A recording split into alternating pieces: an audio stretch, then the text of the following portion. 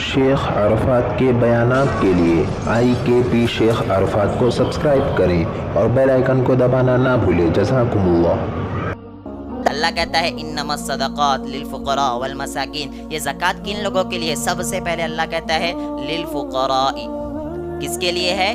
فقیروں کے لیے ہے۔ اور فقیر کون لوگ ہیں؟ جو آپ کے پاس آ کر مانگتے ہیں، جو واقعی میں فقیر ہے، جن کا گھر نہیں چلتا ہے، جن کے پاس کھانے کے لیے روٹی نہیں ہوتی ہے، جن کے پاس اپنے بچوں کو پالنے کے لیے پیسہ نہیں ہوتا ہے، جن لوگوں کو مجبوری ہوتی ہے کہ وہ جا کر لوگوں کے گھروں پر مانگے، یہ لوگوں کو کیا کہا جاتا ہے؟ فقیر۔ جو مانگتے ہیں آپ سے آ کر، وہ نہیں خاندانی فقیر جو بہت زیادہ سیٹ ہوتے ہیں، بہت زیادہ امیر ہوتے ہیں، پھر بھی ان کی عادت بن چکی ہوتی ہے مانگنا، یہ والے فقیر اس کے اندر نہیں ہے۔ آپ کے لیے ضروری، آپ دیکھیں واقعی میں فقیر ہے، وہ مستحق ہے، وہ اپنے گھر کو نہیں چلا سکتا ہے، وہ اپنے بال بچے کو نہیں پال سکتا ہے، وہ 2 وقت کی روٹی نہیں کھا سکتا ہے، اس کو کیا کہتے ہیں؟ فقیر کہتے ہیں۔ جو آپ کے پاس آ کر مانگتا ہے، سب سے پہلا حق اللہ رب العالمین نے زکوٰۃ کا جو بتایا ہے نا، وہ کون ہے؟ فقیر ہے، سب سے پہلا مستحق۔ اس کے بعد جو دوسرے نمبر پر آتے ہیں نا، وہ مسکین آتے ہیں۔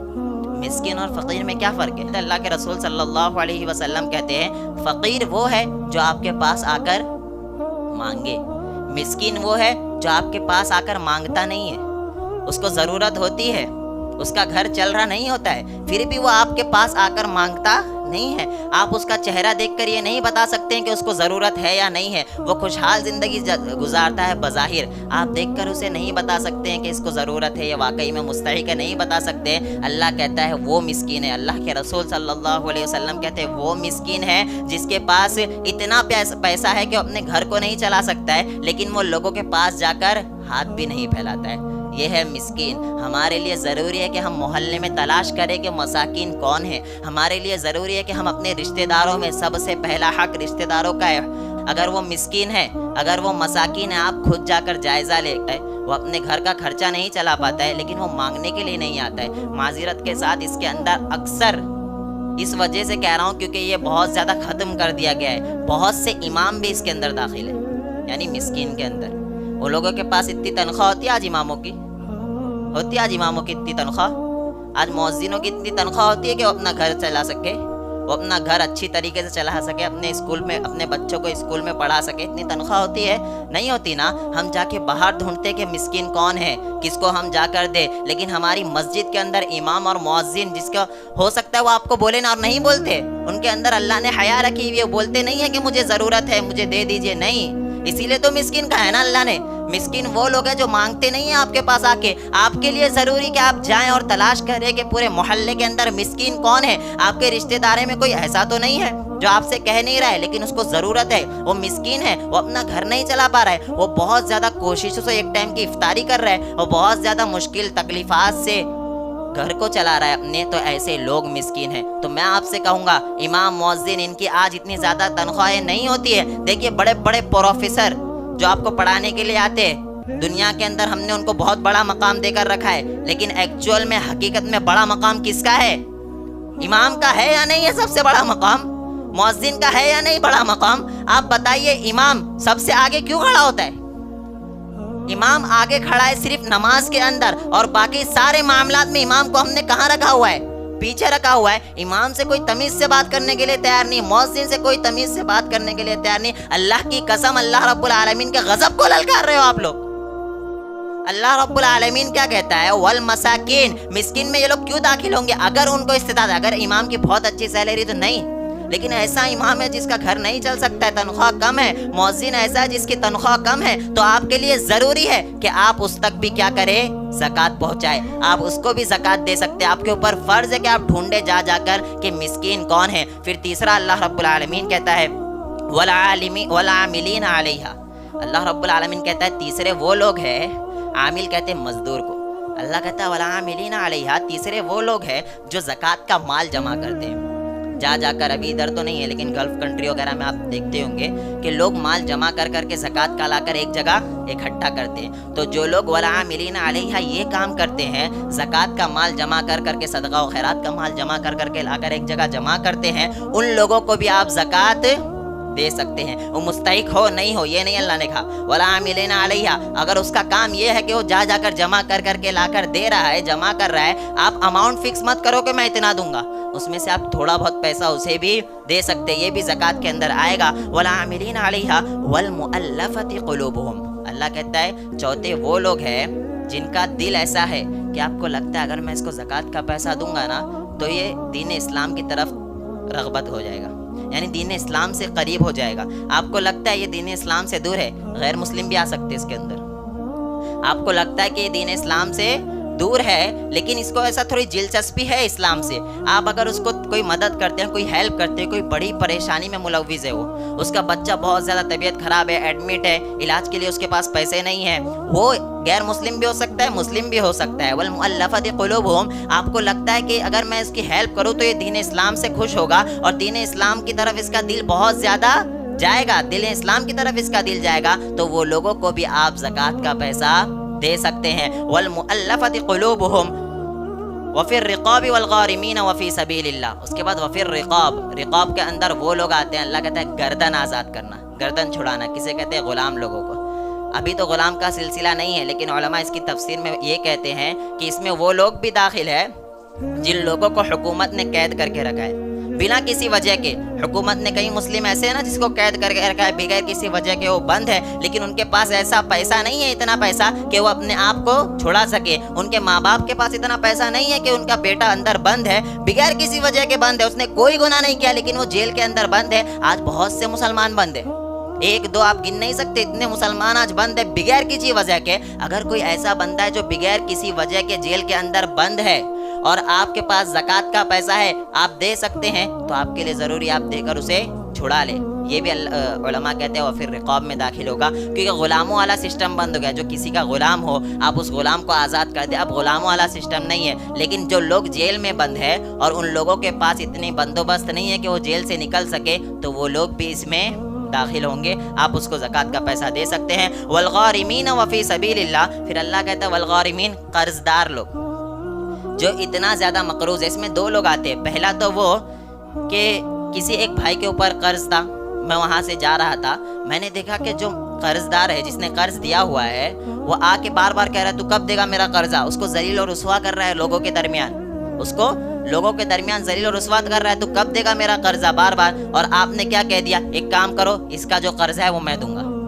क्या कह दिया आपने वहाँ पर, इसका जो कर्जा है वो मैं दूंगा, आप बार बार आके इसके पास मत कहना, यानी आप बार बार आके इसको जलील और रुसवा नहीं करना, इसका कर्जा मैं दूंगा। लेकिन जब कर्जा देने की बारी आई तो आपके पास इतने पैसे नहीं थे, किसी भी वजह से हो सकते, कोई भी वजह हो सकती है, आपके पास जब देने की बारी आई तो पैसे नहीं थे, तो आप ऐसे टाइम पर ज़कात का माल लेकर भी उसको कर्जा अदा कर सकते हैं, कर्जा दे सकते हैं। अगर कोई अपना आपका भाई बीमार है, आपका भाई मकरूज था और आके बार बार लोग उसको परेशान कर रहे, जलील और रुसवा कर रहे कि कब देगा कर्जा, कर्जा नहीं दे, और अक्सर ऐसा होता है उसको जलील और रुसवा किया जाता है। अल्लाह कहता है जो अगर कोई भाई है और वो जिम्मेदारी ले लिया कि इसका कर्जा मैं दूंगा, तो वो अगर वक्त आने पर उसके पास पैसे नहीं है, वो नहीं दे पा रहे किसी वजह से, तो ज़कात का माल लेकर कर्जा दे सकता है। और ऐसे मकरूज भी इसके अंदर दाखिल है जो कर्जा तो ले लिए, ज़रूरत पड़ने पर कर्जा तो ले लिए लेकिन टाइम आने पर वो कर्जा अदा नहीं कर पा रहे। वाकई में जो ज़रूरतमंद थे, जिसको वाकई में ज़रूरत थी, उसकी वाइफ बीमार है, उसका बेटा बीमार है, उसके पास पैसा नहीं है, उसने क्या किया, किसी से उधारी ले ली, किसी से पैसा ले लिया, पैसा लेने के बाद अपनी वाइफ का, अपने बेटे का जो भी बीमार है उसका इलाज तो उसने करा लिया, लेकिन जब टाइम आया देने का पैसा तो वो पैसा दे नहीं पा रहा है। लेकिन अगर मसला यहाँ पर ये है कि जो बंदा मुस्तहिक ही नहीं है, जिसके पास बड़े बड़े घर रखे हुए हैं, जिसके पास कार है, हर चीज़ है, फिर भी वो कर्जा ले रहा है, फिर भी वो लोगों के पास जाके कर्जा ले रहा है, वो मकरूज हो गए, तो उसको आप ज़कात का पैसा नहीं दे सकते। क्यों? क्योंकि वो बंदे के पास हर चीज़ थी, फिर भी उसको एक आदत लग जाती है। बहुत से लोग हमारे माहौल में, हमारे मोहल्ले में ऐसे होते हैं जिसको मांगने की आदत हो जाती है, और जगह जगह जाकर यार पैसा दे दे, पैसा दे दे, ऐसे ले लेके बहुत ज़्यादा मकरूज हो जाते हैं और उसके बाद वो पैसा नहीं दे पाते। तो ऐसे लोग इसमें दाखिल नहीं हैं जो इस मुस्तहिक नहीं थे, फिर भी उनको आदत है मांगने की और वो मांग मांग के बहुत ज़्यादा मकरूज हो गए, तो वो लोग इसमें दाखिल नहीं है। बहुत सी लोगों की आदत होती है, आपने देखा होगा ज़बरदस्ती का کسی سے بھی جائیں گے کسی بڑے آدمی کے پاس مجھے قرضہ دے دیجئے مجھے قرضہ دے دیجئے، تو یہ تمام لوگ اس میں داخل ہے جو لوگ زبردستی مانگتے ہیں جو مستحق نہیں ہوتے ہیں۔ وفی سبیل اللہ وابن السبیل، پھر اللہ رب العالمین کہتا ہے وفی سبیل اللہ، جو اللہ کے راستے میں دے رہے ہیں۔ اب اللہ کے راستے میں ہر چیز آ گئی، جہاد کے لیے بھی دے رہے تو وہ بھی اللہ کے راستے میں آ گیا۔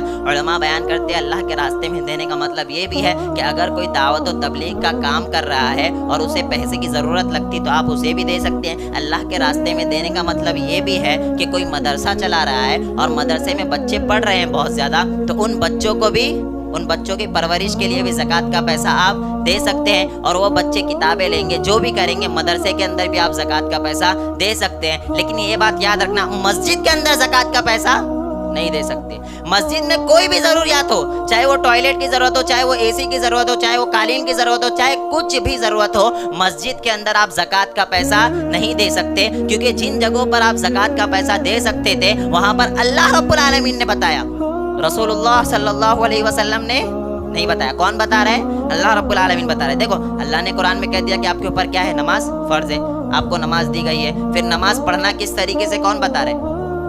نبی کریم صلی اللہ علیہ وسلم۔ اللہ نے قرآن میں بتا دیا آپ کو اگر استطاعت ہے تو حج کرنا فرض ہے، پھر حج کس طریقے سے کرنا ہے کون بتا رہے؟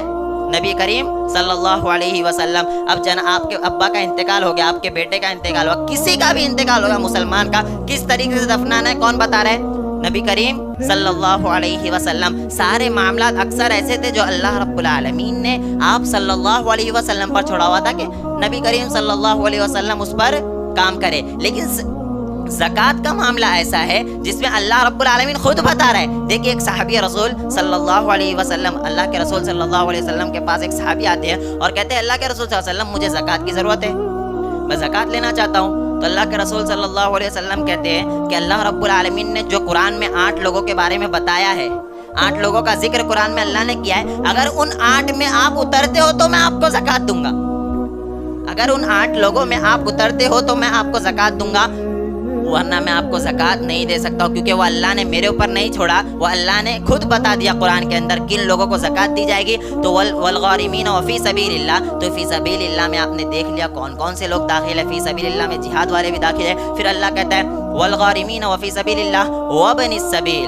پھر اللہ کہتا ہے کوئی ایسا مسافر ہے جس کو ضرورت نہیں تھی لیکن وہ نکل گیا سفر کے اوپر، سفر پہ نکلنے کے بعد وہ لٹ گیا یا اس کے ساتھ کچھ بھی حادثہ ہو گیا، اس کے سارے پیسے چھین لیے گئے، کچھ بھی ہو سکتا ہے سفر کے اندر، اگر اس کے ساتھ ایسا کچھ معاملہ ہو گیا اور اس کو ضرورت ہے، اس کے پاس کچھ بھی پیسہ نہیں ہے، اس کو ضرورت ہے، تو آپ اس کو زکوٰۃ کا پیسہ دے سکتے ہیں۔ یہ چند لوگ تھے جس لوگوں کے بارے میں اللہ رب العالمین نے قرآن میں بتایا کہ یہ 8 لوگوں کو زکوٰۃ کا پیسہ دیا جائے گا، اس کے علاوہ 9 لوگ نہیں ہو سکتے۔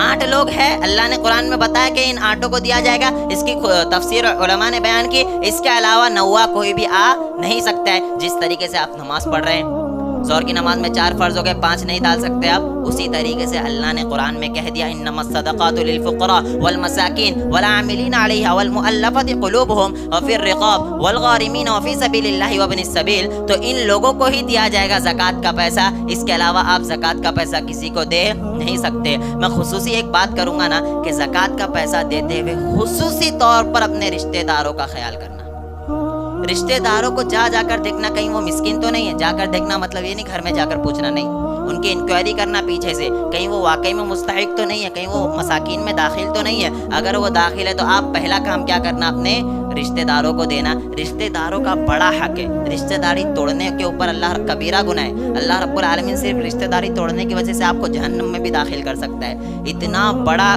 گناہ ہے رشتہ داری کو توڑنا، اور رشتہ داری کو جوڑنا اتنا ہی بڑا ثواب ہے، جتنا بڑا گناہ رشتہ داری کو توڑنا ہے اتنا ہی بڑا ثواب رشتہ داری کو جوڑنا ہے۔ اپنے بھائی سے ٹوٹے ہوئے سب ختم کر کے گلے مل جاؤ، اپنی بہن سے ٹوٹے ہوئے سب ختم کر کے معاملات کو ختم کر دو، سب سے کھل کے آپ جب ملو گے نا تب اللہ خوش ہوگا۔